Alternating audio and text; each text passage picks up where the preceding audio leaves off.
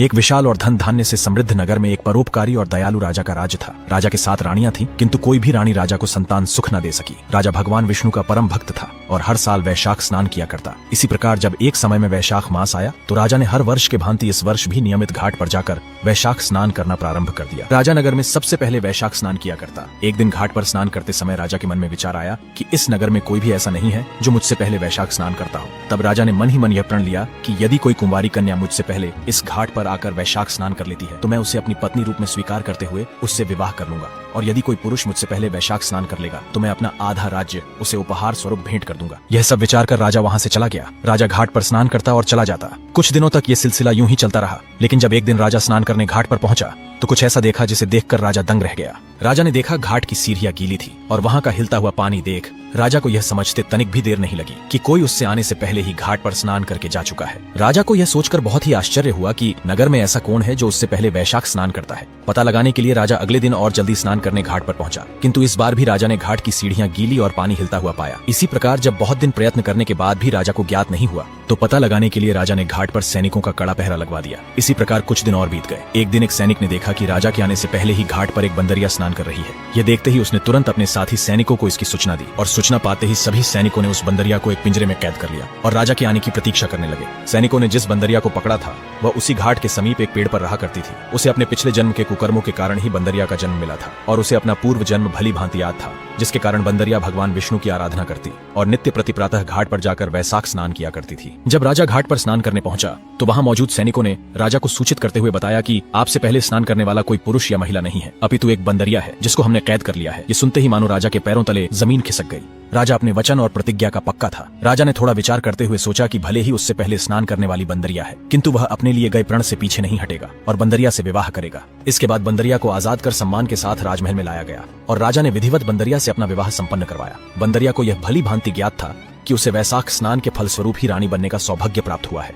राजा द्वारा बंदरिया से विवाह किए जाने पर राजा की 7 रानियों को बंदरिया से ईर्ष्या होने लगी और सभी रानियां बंदरिया का बहुत मजाक भी उड़ाती। राजा ने बंदरिया के साथ अपना पति धर्म निभाया और देव योग से बंदरिया को गर्भ ठहर गया। धीरे धीरे 9 महीने का समय बीत गया और वो समय निकट आया जब बंदरिया एक बच्चे को जन्म देने वाली थी। राजा बंदरिया की बहुत देखभाल किया करता। एक दिन राजा ने सोचा कि जब प्रसव का समय आएगा तो बंदरिया मुझे कैसे बुलाएगी।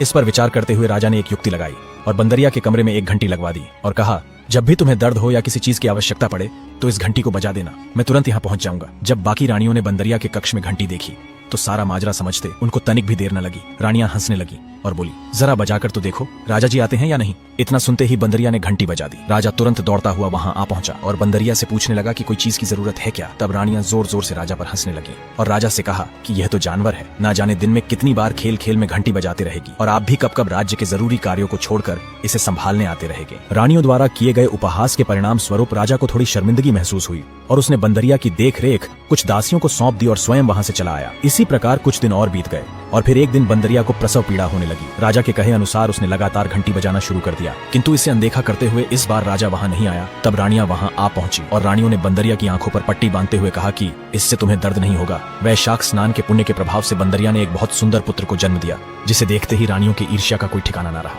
क्योंकि किसी भी रानी को कोई संतान नहीं थी। सभी रानियों ने सोचा कि अब बंदरिया का बेटा राजकुमार बनेगा और बंदरिया राजमाता बन जाएगी। ये सब विचार कर सभी रानियों ने एक योजना बनाई। योजना के अनुसार बड़ी रानी बंदरिया के बेटे को एक कपड़े में लपेटकर राजमहल से बाहर ले गई और बच्चे को अपनी एक विश्वासी दासी को सौंपते हुए उसे नदी में फेंक आने का आदेश दे दिया। दूसरी तरफ राजमहल में बाकी रानियों ने मिलकर बच्चे की जगह बंदरिया के पास ही में एक पत्थर रख दिया। जब राजा वहां पहुंचा और रानियों से पूछा कि क्या हुआ है, तब रानियों ने प्रत्युत्तर देते हुए कहा, हे राजन, इस बंदरिया ने पत्थर को जन्मा है। पत्थर को देखते हुए राजा के मन में विचार उत्पन्न हुआ कि जब इतनी रानियों के होने के बावजूद भी जब मुझे पुत्र रत्न की प्राप्ति नहीं हुई तो भला इस बंदरिया से कैसे होता। दूसरी तरफ जब दासी बच्चे को लेकर नदी किनारे पहुंची तो उसने बच्चे को गौर से देखा और उसकी आंखों से अश्रुधारा प्रवाहित होने लगी। उसके मन में मानो करुणा का तूफान उमड़ गया हो। मात्र एक दिन के बालक को मारने में भी दासी के भी हाथ कांप उठे और उसने राजकुमार को नदी में नहीं फेंका, लेकिन बड़ी रानी का आदेश भी था। दासी को भली भांति ज्ञात था कि अगर उसने रानी की आज्ञा का उल्लंघन किया तो उसे किसी बहाने से मृत्यु दंड दे दिया जाएगा। यही सब सोचकर दासी ने कांपते हाथों से उस बालक को खुदी हुई मिट्टी के गड्ढे में यह सोचकर छोड़ दिया कि यह चील कौओं का शिकार हो जाएगा। इसी स्थान से एक कुम्हार बर्तन बनाने के लिए मिट्टी ले जाया करता था। दासी के चले जाने के कुछ समय उपरांत कुम्हार वहां से मिट्टी लेने के लिए आ पहुंचा। जब बच्चे की किलकारियों की तीव्र आवाज कुम्हार के कानों में पड़ी तो कुम्हार ध्वनि का पीछा करते हुए तुरंत उस गड्ढे के पास आ पहुंचा। गड्ढे में नवजात शिशु को पड़ा देखकर कुम्हार के पैरों तले जमीन खिसक गई। उसने बिना देरी किए तुरंत बच्चे को गोद में उठाया और अपने घर लौट गया। घर पहुंचते ही कुम्हार ने सारा वृत्तांत वृतांत अपनी धर्मपत्नी को कह सुनाया। मात्र एक दिन के बालक को क्यों कोई इस प्रकार गड्ढे में मरने के लिए छोड़कर गया होगा? यह सब सोच कुम्हार और उसकी पत्नी दोनों हैरान थे, किंतु वहीं वो दोनों उस दिव्य बालक को पाकर अत्यधिक प्रसन्न हुए, क्योंकि उन्हें कोई संतान नहीं थी। भगवान ने उनकी प्रार्थना सुनकर ही उन्हें पुत्र रूप में इस बालक को भेजा है। यह सब सोचकर दोनों पति पत्नी उस बालक का प्यार से लालन पालन करने लगे। कुम्हार और उसकी पत्नी को पहले ही यह आभास हो गया था कि यह बालक जरूर किसी ऊंचे और धनवान घराने का है, क्योंकि जब कुम्हार को बालक मिला था तो वह एक रेशमी कपड़े में लिपटा हुआ था, क्योंकि महंगे होने के कारण उस समय रेशम के कपड़े राजा और सेठ साहूकारों द्वारा ही उपयोग में लाए जाते थे। इसी प्रकार समय गुजरता चला गया और देखते ही देखते वह बालक अब थोड़ा बड़ा होने लगा। एक दिन वह एक कुएं के पास खेल रहा था।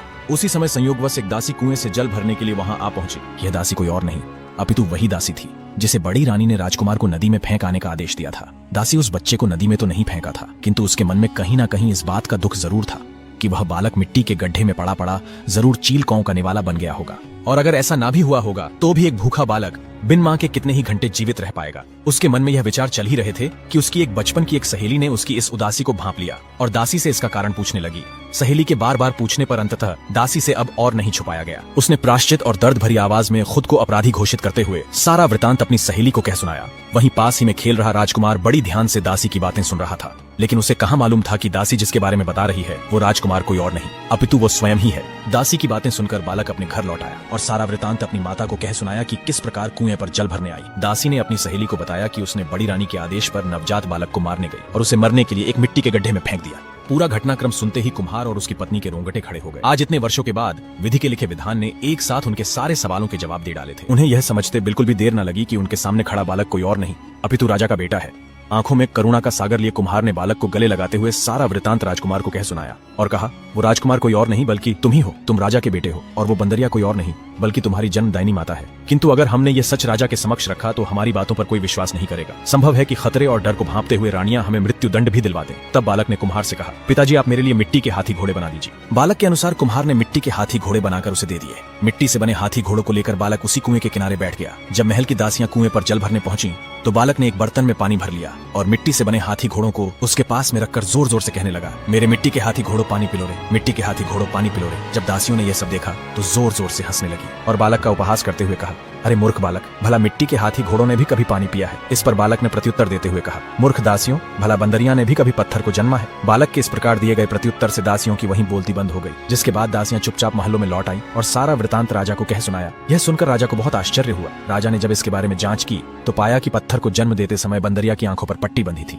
और जब इसके बारे में रानियों से पूछा गया तो रानियों ने राजा से झूठ बोलते हुए कहा कि हमने खुद अपनी आंखों से देखा था, बंदरिया ने पत्थर जन्मा था। राजा को रानियों की बातों पर विश्वास हो गया और राजा ने क्रोधित होते हुए कुम्हार के बेटे सहित उसके पूरे परिवार को देश निकाला दे दिया। अब कुम्हार अपनी पत्नी और बेटे के साथ जंगल में झोपड़ी बनाकर रहने लगे। ऐसे ही थोड़ा समय और गुजर गया। अब बालक युवा हो चुका था। एक दिन उस लड़के ने एक योजना बनाई और मिट्टी के घड़े में पानी भर लिया और एक पीपल के पेड़ के नीचे आंच जलाकर पेड़ के ऊपर बैठ गया। कुछ ही समय के बाद नगर की कुछ लड़कियां जंगल में लकड़ी काटने के लिए वहां आ पहुंची और लकड़ी काटने लगी। लकड़ी काटते काटते उन्हें थकान के कारण अत्यधिक प्यास लगने लगी। लड़कियों ने जब पेड़ पर बैठे लड़के के पास में पानी का घड़ा देखा तो उससे पीने के लिए पानी मांगने लगी। तब लड़के ने कहा कि पानी तो मैं तुम्हें पिला दूंगा, किंतु मेरी एक शर्त है, तुम सबको मेरा गमछा पकड़कर मेरे पीछे पीछे चलना होगा। प्यास से व्याकुल लड़कियों ने उसकी बात मान ली और उसके कहे अनुसार गमछा पकड़कर उसके पीछे पीछे चलने लगी। लड़के ने लड़कियों के साथ पीपल और अग्नि की परिक्रमा करना शुरू कर दिया और उसके बाद अपने दिए वचनानुसार उन्हें पीने के लिए पानी दे दिया। पानी पीकर लकड़ी काटने के बाद सभी लड़कियां वापस नगर में लौट गईं। घर लौटकर सभी ने सारा वृतांत अपने अपने माता पिता को कह सुनाया, जिसके बाद सभी लोग चिंतित होकर एक जगह इकट्ठे हुए और मामले की गंभीरता को मद्देनजर रखते हुए राजा के समक्ष राजमहल में उपस्थित हुए और सारा वृतांत राजा के समक्ष कह सुनाया। राजा ने राजपुरोहित जी को बुलवाया और उन्हें सारा घटनाक्रम कह सुनाया, जिस पर राजपुरोहित ने पूछा कि क्या पीपल के साथ वहां अग्नि भी विद्यमान थी, जिस पर लड़कियों ने हाँ में प्रत्युत्तर देते हुए कहा कि वहां अग्नि थी। इस पर चिंता जाहिर करते हुए राजपुरोहित ने कहा कि शास्त्रों की माने तो उस लड़के का विवाह इन सभी लड़कियों के साथ हो चुका है विधिवत। ये सभी लड़कियां अब उसकी पत्नी हो चुकी है। जिस पर राजा सभी लोगों को अपने साथ लेकर जंगल में बनी उसकी झोपड़ी पर आ पहुंचा और लड़के से पूछा कि क्या तुमने इन सभी से विवाह किया है? तब लड़के ने कहा कि हाँ राजन, मैंने इन सभी से विवाह कर लिया है। इस पर राजा ने कहा कि यही बात है तो अब तुम्हें इन सबको अपने साथ अपने घर में रखना होगा। तब लड़कियों ने राजा से हाथ जोड़कर प्रार्थना करते हुए कहा कि हे राजन, ये जंगल में इधर उधर घूमने वाला लड़का जो खुद इस छोटी सी झोपड़ी में अपने परिवार के साथ मुश्किल से रह रहा है, भला वो इन सभी लड़कियों को कैसे अपने साथ रख पाएगा? इस पर विचार करते हुए राजा ने लड़के से कहा कि तुम हमारे साथ नगर में लौट आओ, तुम्हारे रहने का इंतजाम मैं करवा दूंगा, जहाँ तुम अपनी सभी पत्नियों के साथ आराम से जीवन यापन कर पाओगे। राजा की आज्ञा अनुसार देखते ही देखते चंद दिनों में राजा ने उसके लिए एक आलीशान कोठी बनवा दी। समय बीतता गया और उसकी सभी पत्नियों को एक एक पुत्र रत्न प्राप्त हुआ। इस खुशी के अवसर पर लड़के ने भव्य समारोह का आयोजन रखा और राजा को सभी रानियों सहित भोजन के लिए आमंत्रित किया। सहर्ष उसका निमंत्रण स्वीकार करते हुए राजा सभी रानियों सहित भोजन करने आ पहुंचा। ये लड़के ने देखा कि बंदरिया को छोड़कर सभी रानियां राजा के साथ आई थीं। तब लड़के ने राजा से पूछा कि हे राजन, आप अपनी सबसे छोटी रानी को अपने साथ भोजन पर क्यों नहीं लाए? तब राजा ने कहा कि उसको इन सब की समझ नहीं है, इसलिए वो कहीं भी आती जाती नहीं है। इस पर लड़का बार बार उनको लाने की विनती करने लगा। लड़के के बहुत आग्रह करने पर राजा के आदेश से बंदरिया को समारोह में बुलवाया गया। बंदरिया के आते ही लड़के ने दौड़कर उसके पैर छूते हुए उसको प्रणाम किया, क्योंकि वह जानता था कि बंदरिया की उसकी असली माता है। और वहाँ चल रही पूजा में बंदरिया को सम्मान सहित बिठाया और अपनी सभी पत्नियों से कहा कि रानी माँ का आदर करते हुए एक एक कर अपना बच्चा उनकी गोद में दो और इनके पांव छूकर इनसे आशीर्वाद लो। अपने पति की आज्ञा अनुसार सब ऐसा करने लगी। यह देख बाकी सभी रानियों के क्रोध की सीमा न रही और रानियों ने क्रोधित होते हुए राजा से कहा कि हमें भोजन के लिए आमंत्रित करके यह लड़का उस बंदरिया के समक्ष हमारा अपमान कर रहा है। अब हम यहाँ एक क्षण भी नहीं रुकेंगे। ऐसा बोलकर सभी रानियां वहां से जाने लगी। तभी लड़के ने कहा कि यह आपके लिए अवश्य ही एक बंदरिया है, लेकिन मेरे लिए जन्मदायिनी मेरी माता है। राजा ने आश्चर्य से पूछा, ये तुम क्या कह रहे हो? तब लड़के ने रानियों के षड्यंत्र का पर्दाफाश करते हुए पूरा वृतांत राजा को कह सुनाया। राजा द्वारा उस दासी को बुलवाकर पूछे जाने पर भयभीत दासी ने राजा को सब कुछ सच सच बता दिया। सच्चाई जानकर राजा रानियों पर अत्यधिक क्रोधित हुआ और राजा ने उन सभी रानियों का त्याग कर डाला और अपनी छोटी रानी बंदरिया, पुत्र और समस्त पुत्र वधुओं और अपने सभी पोत्रों के साथ महल में खुशी खुशी रहने लगा और अपने राज्य को चलाने लगा। हे भगवान विष्णु, जैसी कृपा आपने उस बंदरिया पर की, वैसे ही अपनी कृपा इस कहानी को कहने, सुनने और हुंकार भरने वाले सभी पर करना।